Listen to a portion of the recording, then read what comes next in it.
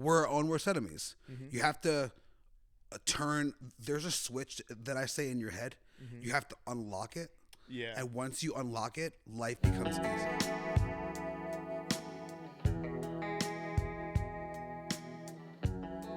What is going on, everybody? Welcome back to the Fitness For You podcast. My name is Ricky Schick. I am the owner and operator of the #1 weight loss and fitness company in Weaverville, North Carolina. And today on the podcast, we have, yet again, the one, the only, Ari Alvarado. How are you, my friend?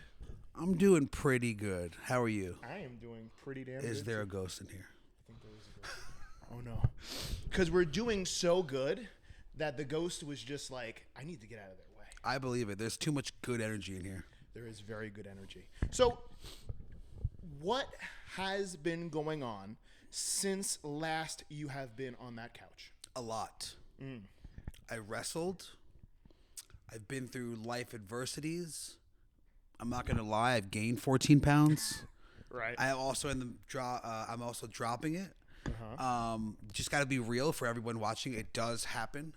Things go out of whack, and you just sometimes give up, and it's not okay. But it's always okay to get back on track immediately, as fast as you can. Right. I mean, probably a lot, but I don't want to give all the secrets away. I don't want to give all the secrets. So let's start them out fresh because I was excited.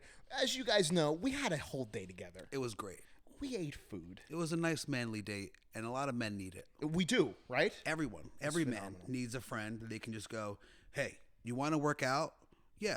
After that or before, let's eat, let's hang out, let's talk. Great. That's the best. Yeah. You know what I realized? I realized that a lot of guys, when I feel like women are very, when they're doing relationships with people, they're very face to face. Absolutely. Let's get tea. Yeah. Let's talk about our feelings, right?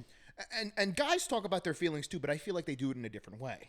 They're very shoulder to shoulder. This is true. We're going to pump up, and then we're going to talk about your feelings. It comes out more manly if you get in a good workout and you have a good pump. Yeah. Beforehand, for sure. Right.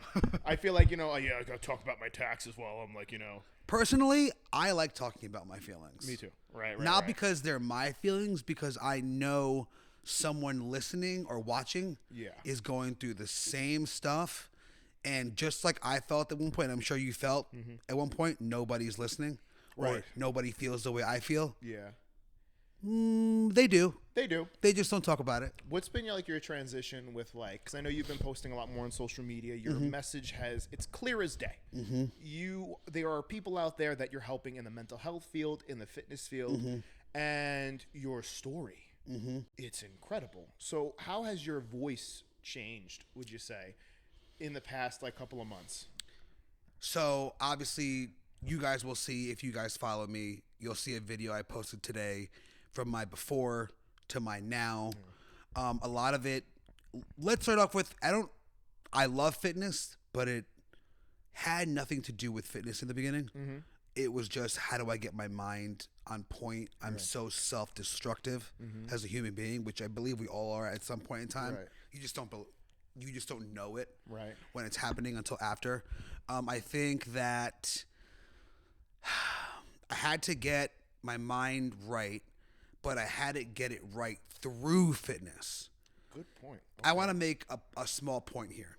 If you're scrolling on Instagram, like 90% or 100% of you do, right? The only reason you're normally going to stop at a page to read it is normally if they're fit. I swear this is a real thing. Right. If someone's fat or out of shape, I don't mean to be rude, you're going to keep scrolling. Right. Because what do they have to say that you don't already know? It could be a lot. It could be a little bit. They better be very, very interesting. But because you have to look the part, that's when people are going to start listening. Right. And the realism is, with fitness actually gets your mind right. It's the start of it. Not the whole thing, but the start of everything after. So did you know that at first, where you're like, okay, I know I need to work out because I know it's going to get my mind right? Or did you kind of just start working out and you were like, oh my gosh, my mind is right? I've always knew that. We are our worst enemies in the sense of I know I have to do this. Yeah. But you don't. And we just talked about that, right? Yeah, it's yeah. I need to do this to apply, but then you don't apply. Right. We're our own worst enemies. You have to there's a switch that I say in your head. You have to unlock it. Yeah. And once you unlock it, life becomes easy. Wow. Doesn't mean you're not going to have issues or problems. Right, of course. It just means you're going to understand that we only have so much control. The only thing we can control is ourselves. It's a good way of putting it. Now, do you feel like you start to almost have an understanding that you can work against the plot of life versus the plot of life working against you, kind of like a movie? You have to go with the flow. Wherever the flow is taking you, you need to stop fighting it. Not to get like spiritual, but like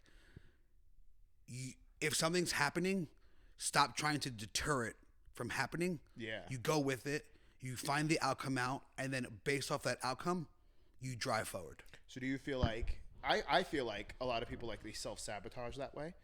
I know we were talking about that, but it makes sense. Like we're our biggest problem. Yes, we're our biggest problem. Oh, I'm losing weight. I don't want to lose weight. I'm going to go eat. But it's like, if you're losing weight, sometimes you might just want to go to it and see where the road takes you. Unless you're like bulking or something, it's different. But I think this makes you an incredible voice in this thing that we're doing called life and fitness. And when people follow your page, is you're doing it. You're actually doing this now. The videos I put out, this is going to be my secret. Let me hear it. Is not for anyone else but me. I preach those things because that's what I need to hear. Right. And I know that when I replay them, I go, I'm a dick. I need to hear that. I need to listen to my own advice. But I also know that people out there feel alone. Right. And they feel like nobody feels the way I feel. And I'm right with you guys that feel what I feel. Right. And it's just a reminder, not every day is going to be easy. That's not what we signed up for. We actually didn't sign up for this. We didn't sign up for this. Somebody made me here, and I have no option. Parents making me pay these bills. Dang it. Why did you have sex on Bound? I'm saying too much information. But yeah, it's just like a tidbit of that is like, I know people out there felt how I have felt, and I wish I had someone to tell me, wake up. You're wasting your life. Right. You're wasting time. Right. What kind of conversation? I'm sorry to interrupt. No, I didn't even know what I was going to say. I was like, yeah, whatever. No, because it makes me think like, what kind of, now that you're in this, what kind of conversations are you having with people in your DMs and the people around you? Consistently, I read this all the time, and it makes my heart feel like it's going to explode sometimes in a good way. I needed to see your video. I needed to hear this today. Yeah. I was going to be a POS, and now I decided to get up and move. That's awesome. So it's like nice. That doesn't do anything for me, like in the sense of like, I feel like I'm better. Right, I feel great. It's just nice to know that somebody can reach out and go, hey, we're in the same trenches. You seem like you're in a better point of life, but you can be here right next to me. Right. It just takes work. That's awesome. That is so cool because it's like you have a lot of life experience. You've done a lot. You were a wrestler. You're a businessman. So you've seen it all, and you've been in. And I kind of feel like this way. I think people who go through trials and tribulations have a stronger maturity. I failed 1,000 times over, and I'm still going to fail every day. Right. Like you have that mindset, and I think a lot of people who, and I'm not bashing anybody by saying this, but like people who have gone through it, they have a stronger understanding about life. And I feel like, we've talked about on our last podcast, you've gone through your trials in life. I've been through trenches, right? And as I was making my video last night, I was like, holy shit.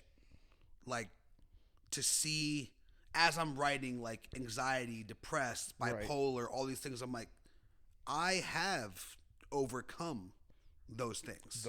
When 4 years ago, there was no light in sight whatsoever. Right. It's very rare that someone says, I can defeat my bipolar or my depression with no medication. Medication is temporary. Yeah. If you do, not putting anyone down. There are better ways to do things. Right. It just comes with a lot of trial and a lot of tribulation and a lot of arguments and a lot of fights with yourself and in here. And you have to just really believe that you're better. You're better than this. Right. You're better than where you're at, and you're the only one stopping yourself from where you want to be. Can you talk to me about, and I remember we had the best lunch, by the way. It was delicious. CA's Diner in Weaverville, North Carolina. We ate everything we weren't supposed to eat, Cheers but it was to you. phenomenal. I actually ate pretty good. I had a grilled chicken sub. Maybe the bread was bad, but I can't speak for you. But No, I'm the guy who wears a Live Lean shirt and orders chicken fingers. and yeah, but french guess fries. what you did do? Stay happy. That's right. And so you still live the motto. Still live the motto. That's what I'm talking about. That's it. Live lean and stay happy. You don't have to do all of them at once. As long as you're practicing to live lean Yeah. and stay happy. I didn't wear the Live Lean shirt when I ordered it. It's okay. It's okay. Those were lean chicken tenders. Those were lean chicken tenders. Yeah, the breading was fake. It was Panko. GMO It was free. panko. It's panko, right? It was actually cauliflower. But anyway, where was I going with this? We had a great dinner. Yeah. It was wonderful. I was talking to you about talk to me about imposter syndrome, because we were chatting about that, and I wanted to save a lot of this for the podcast. Yeah. But you have a wonderful perspective on it. What is imposter syndrome, and how do you overcome it? Someone immediately is going to go, you're wrong. Imposter syndrome's not that. Actually, imposter syndrome is whatever I want it to be because it's my life and my bubble. So believe what you want. Mm-hmm. I'm in a place where I should be, and maybe other people aren't. Yeah. So let's talk about it. Imposter syndrome, believing you're not, believing you're someone you're not. A lot of people say, fake it till you make it. Mm-hmm. I agree to an extent. Yeah. You can't fake who you are forever. Mm-hmm. The truth will always come out. If you're a bad person, you can't fake to be a good person. Right. If you're not a motivated person, you can't just pretend to be motivated. Mm-hmm. If same analogy for everything else, but it's like you can only not believe so much of who you are. Mm-hmm. You have to, at some point in time, start believing. Right. This is who I am. Mm-hmm. This is what I'm meant to do. Yeah. Even if you failed, or if 10 clients tell you to screw off, or they're done with you, or whatever the case is. Right. You have to deep down believe. How do you do that? By hitting rock bottom. I say this all the time. If you don't hit rock bottom, you're actually never going to make change. Mm-hmm. Rock bottom is different for everyone. Mm-hmm. For me, it was losing my job. For me, it was the reality of possibly having no insurance as a diabetic. Yeah. It lines up to be a million things that a regular individual would say, I can't handle that. Right. Not 5 hours after I got fired and let go, I said, I was like, they screwed up.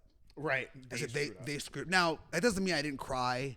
Doesn't mean that I didn't be upset. Mm-hmm. I was all those things. Yeah. But I said I had two ways to go. Mm-hmm.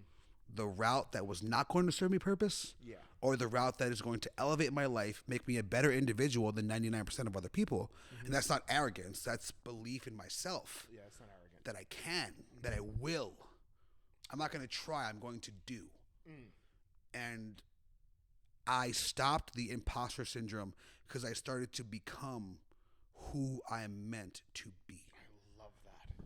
Now, doing that, because I believe that too. I totally believe that. As somebody who's been in the fitness industry, I've been doing this since 2012. You can't not be fit and be like, I know. You can know all these things. Right. But you still have to look the part. I can't buy a 20-pack of sessions off you if you're 300 plus pounds and you're not practicing what you preach. You're only eating chicken fingers every day. And that's okay. Just today it was. Couldn't help it. It was good. But that's also part of the live lean thing, flexible dieting and whatnot. I don't got to make excuses for it. Y'all know my stuff. Yep. But even I went through imposter syndrome as well. And I think we all do. Especially if you're reaching high. And if you're in this generation of social media and that's your job, which it is. Right. Anybody may tend to just fall into that without even knowing.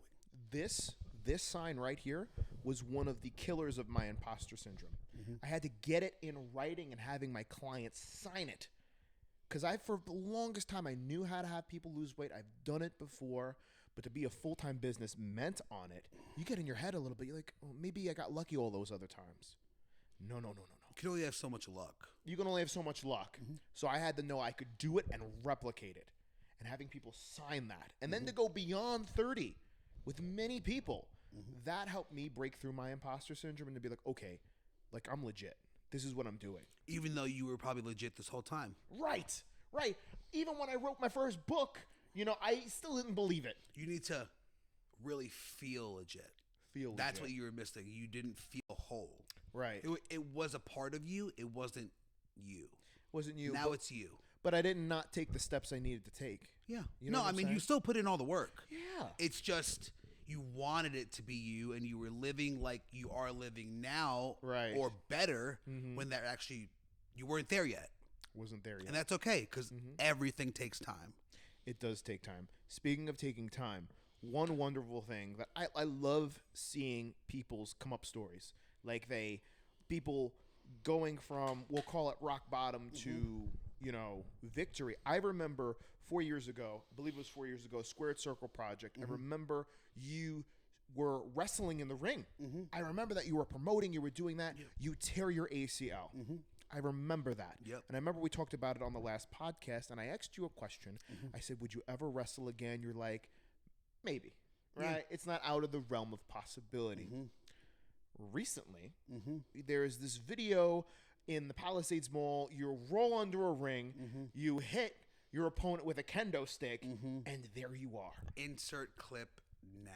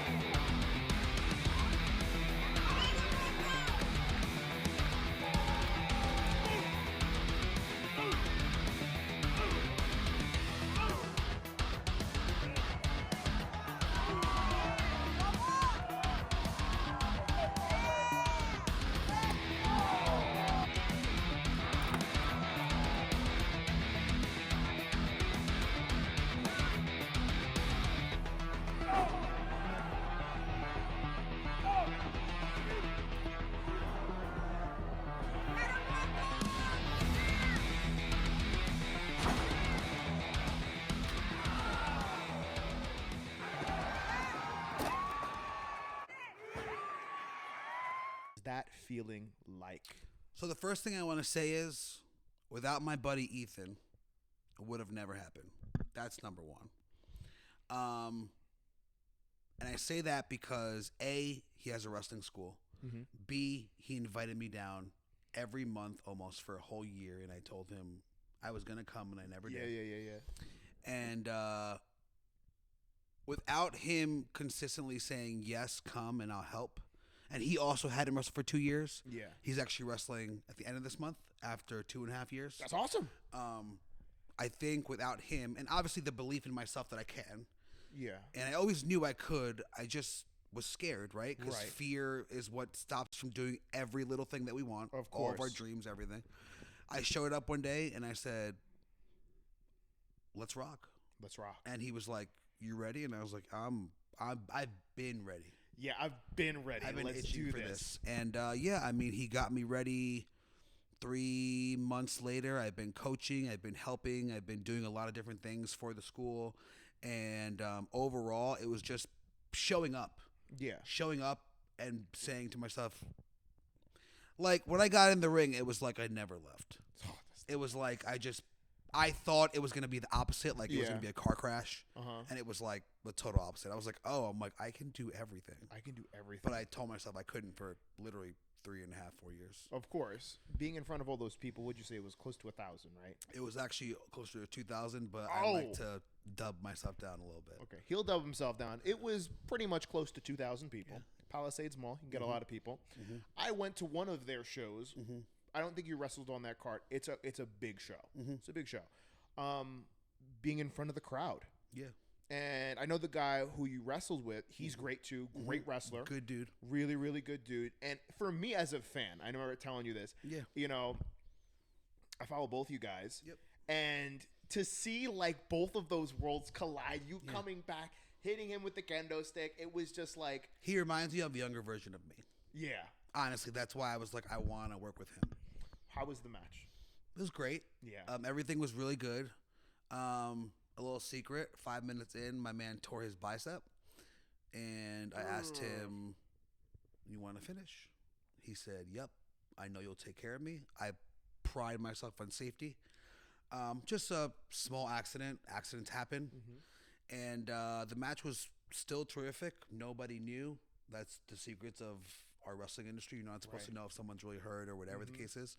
And afterwards, we talked. We were both really happy about it. And sorry, we don't really hate each other. He's a good dude. But I mean, overall, it was really good. I felt so confident after, and Yeah. everything was just really solid. That's awesome. And it was a great story. And my goal before the match, and I told him this, was I want to make sure we get the loudest pop. Loudest pop meaning the crowd's on their feet, excited, louder than everyone else. And we did that. And we were the 9th match. So for them to be the loudest right before the end was an overall goal of mine. That's a wonderful goal. And speaking to the professionalism of both of you, you were safe, right? Your main objective was safety, and you both finished the match. Yeah. Like nothing ever happened. Nope. Wonderful. Wow. It was really good, and it was eye-opening. Really, really cool. That's awesome. I'm glad we got to roll that clip, so that was really good. Yep. So talk to me. You're not supposed to know if someone's really hurt or whatever the case is. And afterwards, we talked. We were both really happy about it. And sorry, we don't really hate each other. He's a good dude. But I mean, overall, it was really good. I felt so confident after, and everything was just really solid. That's awesome. And it was a great story. And my goal before the match, and I told him this, was I want to make sure we get the loudest pop. Loudest pop meaning the crowd's on their feet, excited, louder than everyone else. And we did that. And we were the 9th match. So for them to be the loudest right before the end was an overall goal of mine. That's a wonderful goal. And speaking to the professionalism of both of you, you were safe, right? Your main objective was safety, and you both finished the match. Yeah. Like nothing ever happened. Nope. Wonderful. Wow. It was really good, and it was eye-opening. Really, really cool. That's awesome. I'm glad we got to roll that clip, so that was really good. Yep. So talk to me a little bit about wrestling, because I'm always curious. I'm a big wrestling fan. You guys know this. What, like, and forgive me if I'm asking too many secretive questions. How dare you? How dare I? What's your mindset when creating a great match? What's your mindset? So this actually kind of goes back to, let me rewind a little bit. So I've had a couple different characters in wrestling, and it's because I never thought that me as a human, Ari Alvarado, was good enough to be me. Yes. I always had to be someone else. Right. Kind of screwed up. Wrestling is a disease. We were talking about that. But I was just me. Right. So I felt so at home. Like when I went into the ring and I cracked them with the stick and I looked around and I was like, holy shit, there's a lot of people here. And I was like, and this is what I've waited for the last 4 freaking years. Right. And it felt so homey. Right. And I was like, I haven't freaking missed a beat. And it was a really great feeling. Like there's like tears kind of like fuming in my eyes, and I'm just like, I don't almost have words. It felt so good. That's wonderful. Just to say, because 4 years before that, I said I'm never gonna be able to do. I convinced myself. Right. I'm done. I can never do this again. And then, yeah, it was great. It was great. I could just hear the passion in your voice too. Yeah, it was good. Of how much that meant. When I saw that, I felt it, and I was like, Yeah, "That's it." it was cool. What an amazing moment. So, dude, Thank that was you, man. That's so awesome, man. It's a pleasure to hear your story and a pleasure to hear you, going from rock bottom to where you are now. So now sky's the limit. Where's your trajectory going? I don't want to give away too many of my secrets. You don't got to. Just curious. I'm working on coaching people, possibly, it's an idea, to be better humans. Rock on. That can go with a million things. I'm not a therapist. I'm not a psychologist. I'm not a licensed anything. But what I am is experienced in many things, good and bad. So I know when I talk to people and humans, they always say, you are so freaking like dialed in and like you know what you're talking about. And that's a beautiful thing for me, because I always used to imposter this Imposter of this, who I am. imposter And that. now I am this person. Yeah. So just to be able to hear people DM or audio message me and go, I needed this, and they're believing in me, and that makes me continuously believe in me, with also believing in myself no matter if I hear something or not. Right, of course. So it's just a little, it just helps so much more. little perk. You're going to be helping, and I know this because I'm in the coaching space. I love the thing that me and Ari have is we have this thing, this innate, and you can correct me if I'm wrong, but we have an innate heart for other people. It used to be the opposite, but yes. Right. As I get older, I care less. Not less about myself. I still care a lot. Right. I just care for others, and I can create a space. I'm working on creating a space where men can come together no matter who you are as a human, like a Discord group. Yeah. Where all men can pop in for free and just talk about anything they want. That's awesome. And every conversation that we have, you always bring it back to how you want to help other people out. Yeah. How you want to help other people, how you want to bring people up. It's never, Ari, when we talk, it's less about what you're doing for you, and it's always, if not 99% of the time, what you're doing for other people. That's cool to hear because, like Yeah. we talked about in the car, I don't ever see stuff like that. Right. Until you say like, hey, like you're this. When I give you a compliment, you like shy away from me, or you're like talk about something different. It's like I don't notice those things, but it's because I was so narcissistic and selfish previously Right. that's not who I am. Right. It's not who you are. It's a part of me, never to be erased. It's built me to who I am today, and without that, I wouldn't be here. Right. But it's not who I am anymore. Completely different. Yeah, I've been through some stuff. It'll change you. Yeah, it definitely will change you. I feel like It'll I'm change like the you from like 5, 6, 7 years ago. It's not you. Long gone and dead. So far. Because I felt but I'm not to call you narcissistic, but now that you say it like that, Oh, I was. I felt it. I was like when I talked Everyone to you. felt it, and I was always trying to be this intimidating person. Like I used to be a bouncer. I used to want to fight people all the time. Right. And all that is hatred inside of you. Yeah. That's all it is. Mhm. That's no. You can't say it much better. I hated me. Hated everything about me. Mm-hmm. Had mommy issues. Never settled them. And it ruins every relationship, whether it's a friendship. It all gets torn apart in years to come. Can I ask you a question? now Ask that me you're whatever on you that? want. Because that's important to me. You know, I think a lot of people have family issues. What does a person have to do? Do you think it's important for a person to handle those issues?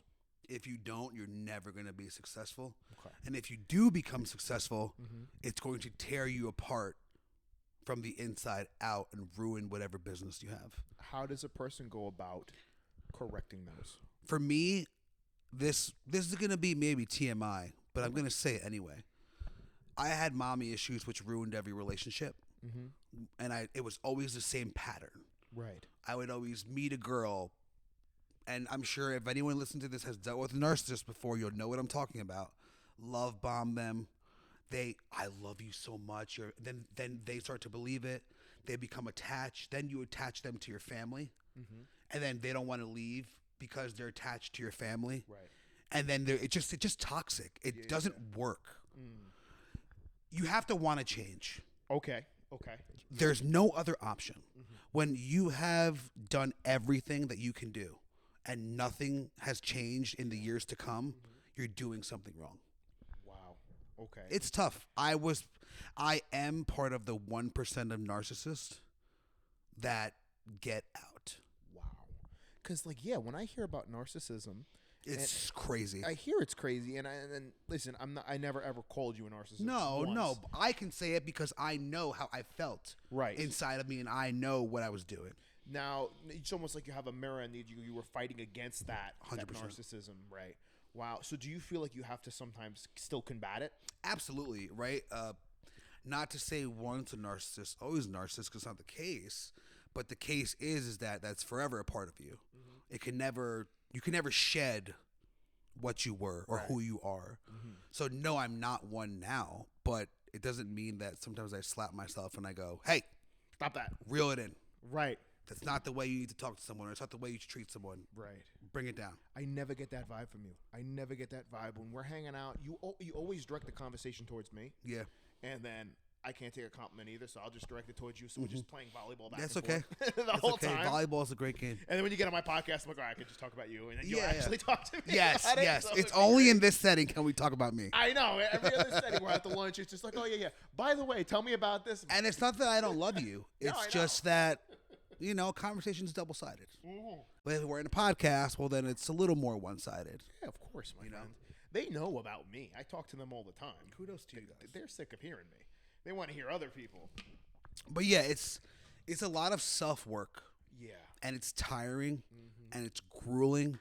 But if you really want to get out of whatever negativity you are in, the only way to get out is to really believe you can. Wow. I'm going to save that. That's a real right there. You can blame everyone else. This is why I didn't get the job. This is why I don't look good. This is why I don't have money. This is why I don't have all these things. But you're the problem. Right. You're the one making all the excuses. Change it or don't. Or keep bitching. You could do that. And that's not going to help you. That's not going to help you. What are you? Okay, so let's just we're going to take an example. I always love doing this on the podcast. We take a case study. We make somebody up. We're going to call him Jerry. Jerry is stuck in his mom's basement. He is a narcissist. Yep. And he's overweight. Yep. Right? And he wants to change his life. What are 3 things he can do right now to start that momentum? Most people like that don't have a gym membership. So go outside, get oxygen, and start walking. Simple as that. Don't have to lose weight. Just get moving. That's number 1. Number 2, you have to know where your narcissism stems from. Where are you hurt emotionally and where is it coming from? Mine was my mother. She was a drug addict when she was young. She left me when she was 5. She passed away. And I had a lot of hostility towards that. When you're 5, you don't know what's going on. But as you get older, you even have more questions because you were only 5 when all these things happened. So that's number 2. Number 3, you have to believe you can change. Yeah.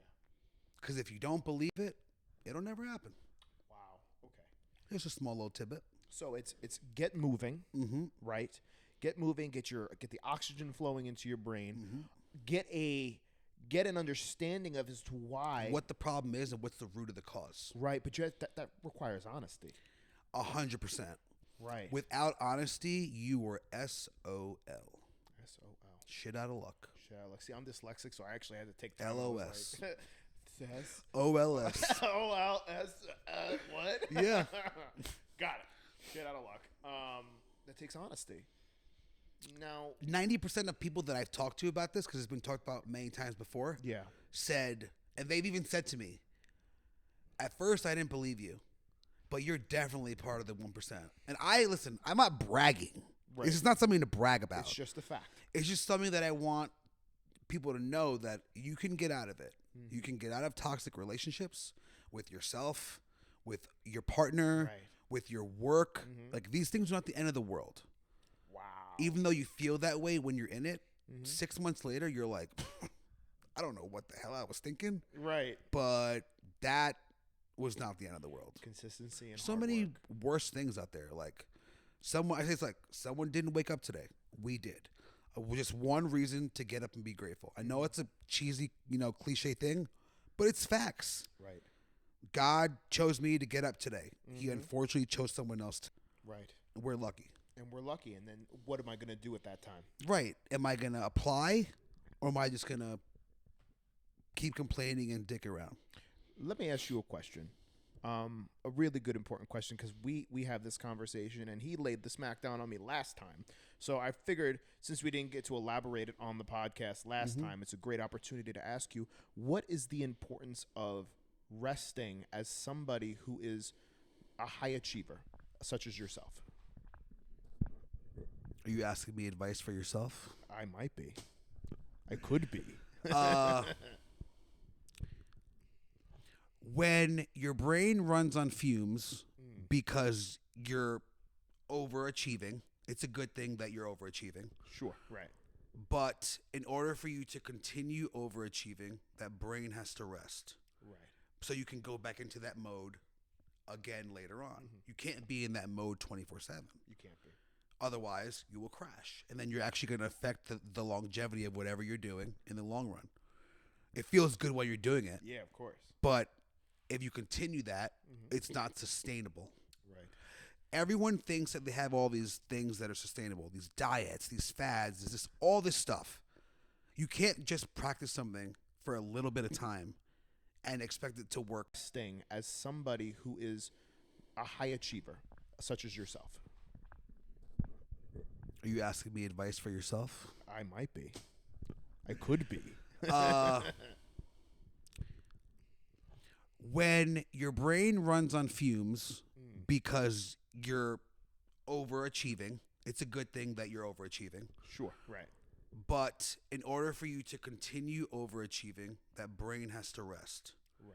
So you can go back into that mode again later on. You can't be in that mode 24/7. You can't be. Otherwise, you will crash. And then you're actually going to affect the longevity of whatever you're doing in the long run. It feels good while you're doing it. Yeah, of course. But if you continue that, it's not sustainable. Right. Everyone thinks that they have all these things that are sustainable, these diets, these fads, all this stuff. You can't just practice something for a little bit of time and expect it to work all the time. Right. You have to continuously practice what you preach 24/7 and do what you preach. Right. You actually have to put the pen to the paper, whatever ideas, whatever you got going, and make those things happen. Wow. I know it's easier said than done, but like the only way to say it is you really have to unlock that part of your brain that just doesn't give a shit about anything and anyone. I know that sounds selfish, but if all we know is we have this one life, right? After this, we don't know what happens. I mean, whether you believe something or not. Right. This is where we're at now. And you have to live now. And you have to do what you want to do now. Because there's no promising anything moving forward. Wow. That's incredible. That's legit. I mean, that's really what I think about is like, I try and live my life like there's no tomorrow.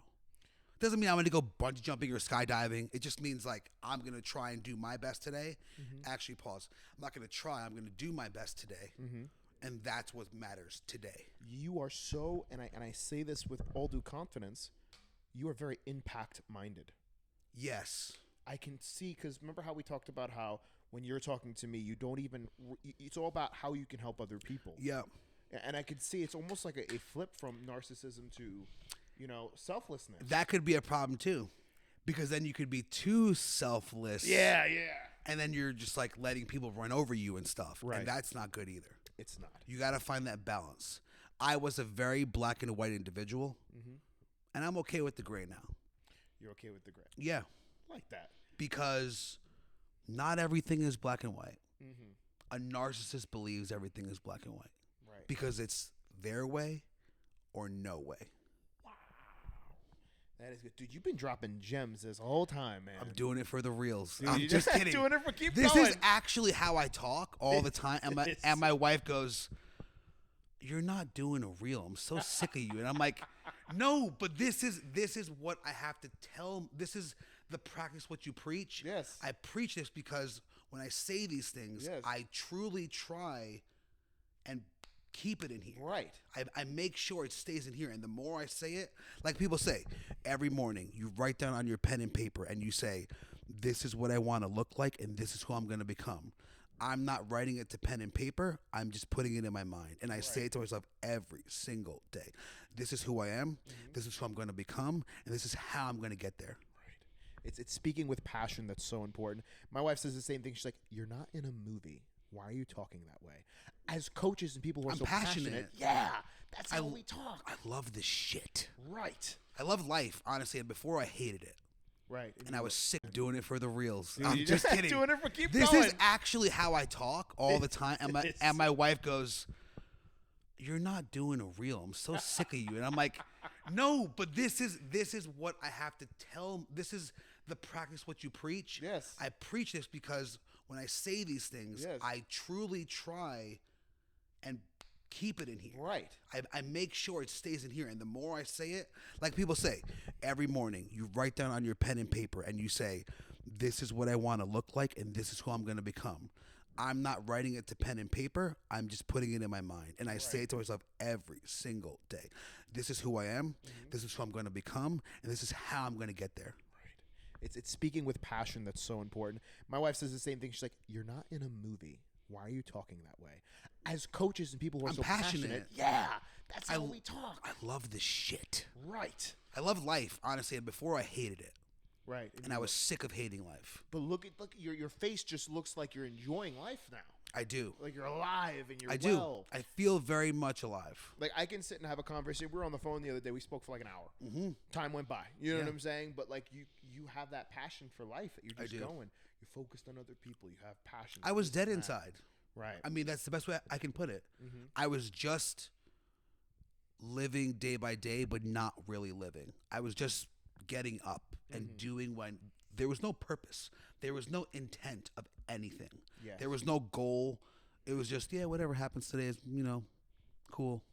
It's like, I'm just here. I don't want to be just here. Right. I want to be someone. Impact minded. I don't want to work a 9 to 5. I'm being honest. I don't want to be regular. I don't. I'm not born for that. I'm not bred for that. It's just not who I am. You're not built that way. Not. And if you are, there's nothing wrong with that. It's just not for me. Right. It's not for you either. No, it's not. That's why we're in my living room, #studio. Right. Doing a podcast. Yeah, that you guys are going to listen to and repost and hopefully apply, and that's it. Hopefully we'll get DMs and say, "Hey, I listened to your podcast and it was really meaningful." That's it. And that's what we go for. I'm the same way. I want to help as many people as I can. And then the money kind of came as a secondary symptom. Absolutely. Of what it is. Of course, you always start off because you want to make a living, but then that kind of goes away.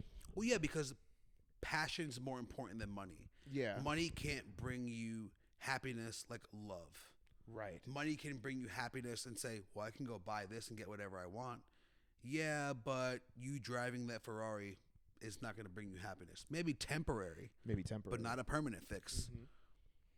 Right, it's not a permanent fix, and that's the incredible thing, and that's why I can't work a 9 to 5. I never could, and that was very hard for me at first to work a 9 to 5, or not work 9 to 5 to be like in my own business. Yeah, I worked 2 hours. I made all the money I could. Now what do I do? Yeah, now it's like I have all this time. Well, now you make content. Now you make plans. Now you do things that you should be doing to fill up your time. Right. He was in the car. We were talking. And he's like, "Hey, don't worry that you're not working with anybody today. This is your day. We're just gonna hang out. We're gonna bring good vibes to the day. So tomorrow, when you do go with your clients, you had a rest day, you chilled, you ate, you hung out, you felt better, your back got healed, whatever the case is. My back is shot right now. and today is it's still a work day. Yes. Just not the same work that you would normally do. And there's nothing wrong with that. So true. And that's why I love having conversations with you. It is wonderful. So let me ask you a question. Because this podcast has flew by. It's been a wonderful conversation. Are we going to continue to see you in the ring? And where are we going to see you? To be determined. Okay. Do you have anything lined up? Do you have any special projects that you're working on that you didn't possibly tell me that you may or may not want to talk about? I'm reopening my wrestling company in April. It's called Squared Circle Project, at Squared Circle Project on Instagram. That's all I'm going to say for now. Okay. Because honestly, it's day by day. And I'm just figuring it out because it's been a long time since we've done it. And we're just in a different world. Right. And things are different. Things are much different. And in South Carolina, compared to New York or even North Carolina, things are also very different. Right. So different, same business, just maybe a different model. And that's okay. Model. That's awesome. We're excited. I'm excited for it because I remember going to the shows. Such a good time. Yeah, it was a great time. It really is a good time. Well, do you have any ending advice that you could give to my audience and your audience, because we're going to be in this together? Yeah. What is the one piece of advice that you've learned in the past couple of months that would be a golden nugget for somebody? You could have a lot of nuggets. I love nuggets. Love me a good 10-piece. A good nugget. Some advice. Absolutely. I'm going to go off. I don't even know what I'm going to say until I say it.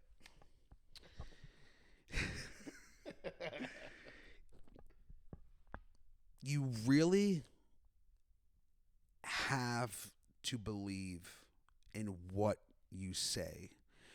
You have to, like, if I say, I really want to hit a 250 bench, that's not what I don't care about that, but let's just say that I do. And that's my ultimate goal. Just because you say it doesn't mean that you're going to achieve it. You have to connect your mind and your heart and your soul inside to actually believe and say, I'm going to do this no matter what. Like, it doesn't matter what your dream is, how big it is, what the goal is, if it sounds so unrealistic, so like you're never going to do it. That's what a dream is, right? Something that it's so hard to achieve. If it was so easy, nobody would do it. I mean, everybody would do it. Right. If it was easy to achieve your dream, everybody would do it.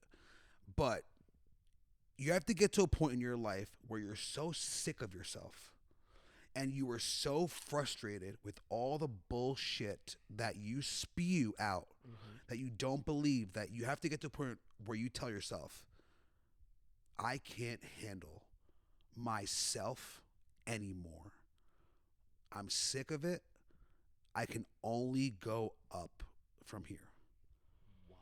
I just got to a point where I was sick of who I was, and I was sick of making excuses, and I was sick of every little thing. Last night I sent you the reel.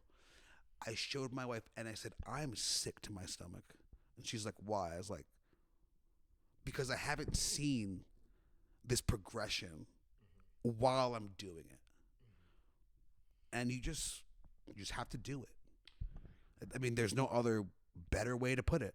If you want to really do something, you will do it. You're not going to do it, but it might take you 10 years, might take you 5 years, might take you 5 days. Right. But once you're locked in, you're locked in. So it's a plan. It's adherence to the plan. And it's the passion. And no matter how long it takes you to get to that end, you're still on that path. Because today's problem is everyone veers off the path because they don't see progress. It's not perfection, it's progress. Progress over perfection. We're here to continuously get better. We're not here to be perfect or to look like we're better. We're here to actually be better, to live better. That's just the way it's got to be. That is the best way to end a podcast. That was actually so good. I have no other words to follow up with, because there's nothing that could top that, or I could even lead into something else. That was wonderful. Ari, appreciate it. Thank you for today. Yeah. Thank you for the workout. Thank you. Seriously. Anytime, man. Thank you for being on the podcast, and thank you for enlightening. It's always everybody. A pleasure. And honestly, for all the people that listen, you guys are my discipline, because it drives me to be better. I don't care about likes. I don't care about views. It's always nice to have, don't get me wrong. Sure. But when I know people are actually doing because of this, that's what matters. Those things matter to me the most. And you know, and when I'm doing it, like because of you guys, because of them, it's almost like a synergistic relationship. And they have no idea. They think that, oh my God, I'm so happy. Thank you so much. You guys don't even know the quarter of what you've done for me. Right. You don't know what you did for me. Phenomenal. Yep. Thank you very much for being on the show. This was incredible. Guys, if you love content like this, do me a favor, hit that subscribe button down there. And you guys know the deal. Thank you, Ari, for being on the show. You guys know the deal. Live lean, and until next time, stay happy.